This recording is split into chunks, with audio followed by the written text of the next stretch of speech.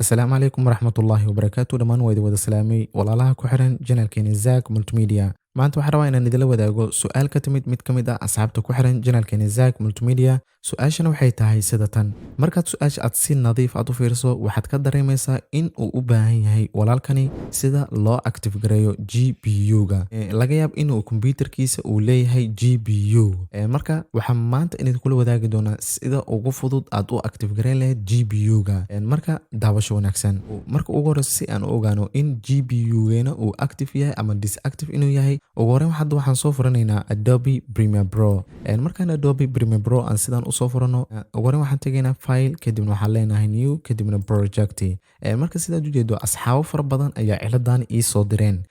In badan ayaan arkay ciladaani, laakiin inkastoo xoogaa yar waqtigii igu yaray aan kusoo gudbin lahay, laakiin maanta waxaan idinkula wadaagi doonaa sida ugu fudud aad u active gareyn lahayd. Marka sidaad u jeedo waa Mercury Playback NG software only. Macna taasi waxay ka dhigan tahay in shaqada oo idil uu qabanayo softwarekani, laakiin waxaad ogaanaysaa in haddii softwareka uu kaliya shaqada uu qabto in culays badan aad ka dareemi doonto. Waayo haddii ay sharing ahaa lahayn ee wax wadaagi lahayn oo meeshan GPU-ga shaqada inta badan uu qaban lahay, laga yaab inaadan wax culays aadan ka dareemin. Marka waxaan idinkula wadaagi doonaa sida ugu fudud ee loo active gareeyo GPU-gani.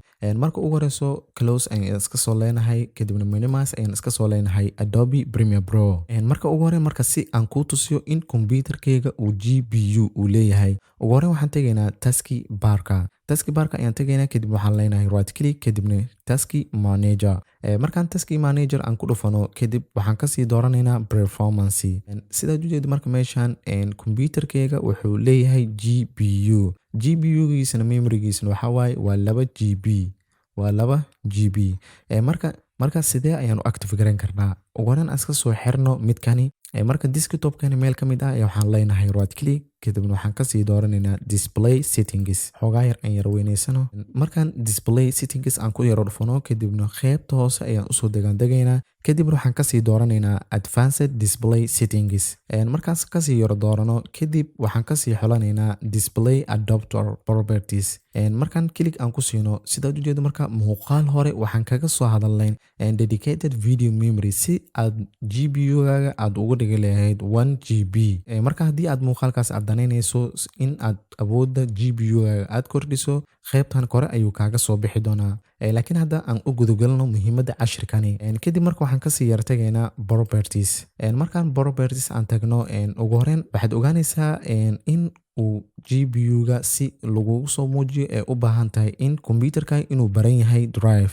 Driverskana waxaa loo qaybayaa 2 qaybood. Qaybna waxa waaye waa kuwa online ah, kuwa kalena waxa waaye waa kuwa offline ah. Inta badan aniga waan soo isticmaali jiray kuwa offline-ska oo wax internet aan kaaga baahnayn, laakiin waxay leeyihiin cilado aad u badan ayay leeyihiin. Waayo driverskooda midka ugu yar kuwa offline-ka waa 4 GB. midkooda ugu badanna wuxuu ahay 17 GB ayuu ahay. Laakiin waxaa inta badan wanaagsan in driverska aad ku drive gareyso qaab oo online ah. Waayo online-ka aad iyo aad ayuu waxyaabo badan kaaga caawinayo. Mar walba wax update ah waad helaysaa. Laakiin halka midka kuwa offline-ka ah aadan internet aadan u dhaweyn karin. Haddaad internet aad u dhaweyso, kaliya antiviruska iyo waxyaabaha kuugu jiro ayaa files ay ka yara baxsanayaan. Anigana inta badan computeriskayga waxaan inta badan driveskan kaliya ayaan baraa oo drive kale ama adeegsado.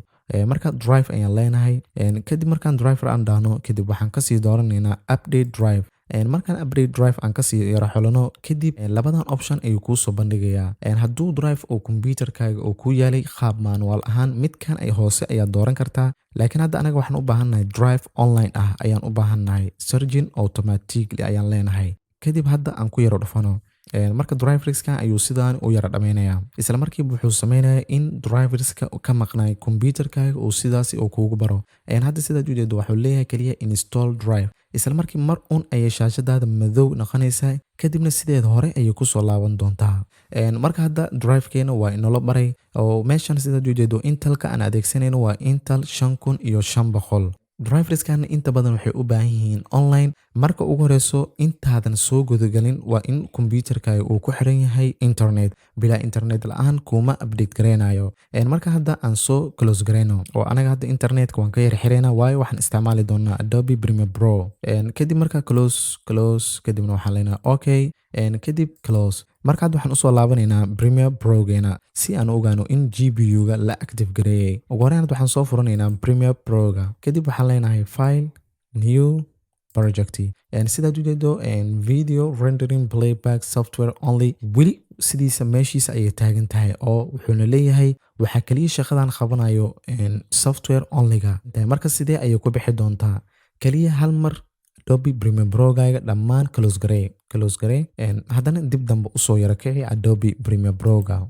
hadda marka sidaad u jeedo Adobe Premiere Pro si fudud ayuu kusoo yara kici doonaa oo si degdeg ayuu kusoo yara kici doonaa.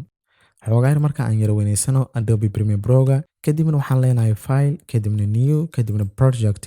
marka hadda intaan aan sameyno sidaad u jeedo Video Rendering Playback hadda waxaa inooga la dhigay active, waayo GPU-geena markii hore sidaan uguma dhufan karin oo GPU-ga ma dooran karin. kaliya waxaa noo saarnay software only ayaa sidaan noogu saarnay, kadibna waxaan ka yara dhignay GPU oo GPU acceleration ayaan active sidaan ugu dhignay, waayo inta badan wuxuu naga caawinaya in culeyska badan inuu naga hayo, waayo haddii GPU-ga uu active ku yahay culeys fara badan kama dareemaysid Adobe Premiere Pro-ga. marka insha Allah intaas ayaan jeclaystay inaan idinla wadaago. fadlan haddii ay tahay marka kuugu horeysa channelkeena soo booqato, fadlan subscribe saar, furo calaamada gambaleelka si ay kuugu soo dhaca muuqaal walba aan soo gelino. insha Allah muuqaalada soo socdan waxaan ka dhigi doonaa su'aalaha aad ka qabtaan Adobe Premiere Pro. fadlan haddii aad ka faa'iido videogan like garee si YouTube-ka ee usii faafiso una sii gaarsiiso walaalaha kale aan ogeyn. lana wadaagna asxaabtaada muuqaalkan si ayagana ay uga faa'iidaystaan. ugu dambeyntiin waxaa idin leeyahay sidaas iyo nabadgelyo. wassalaamu calaykum waraxmatullaahi tacaala wabarakaatuh.